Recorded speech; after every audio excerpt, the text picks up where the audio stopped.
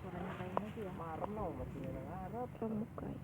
Maksudnya saya langsung lenyok itu nih melengkung guys. Aku mulak balik. Tadi sama Armin di belakang kan sama bapak di belakang tuh. Emang apa? Tapi nggak gitu loh. Semua banyak mbak. Banyak banyak. Mobil mulus nabrak uwit.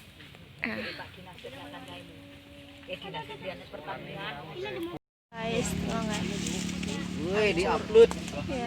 Meledak. Masuk lah. Masuk. Bisa Anda lihat sendiri guys. Gara-gara portal. Gara-gara portal.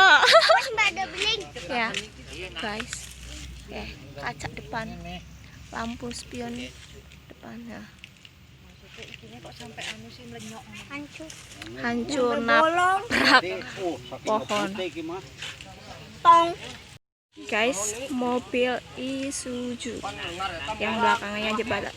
Dan ini guys, perkebunan terong milik tetanggaku, orang Siliwangi, soalnya rumahku dekat perbatasan Sukamulya Siliwangi.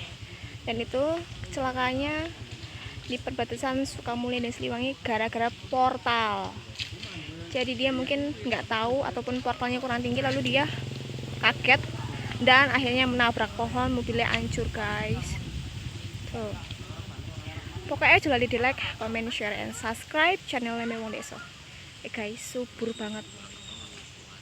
Ini adalah kebun terong.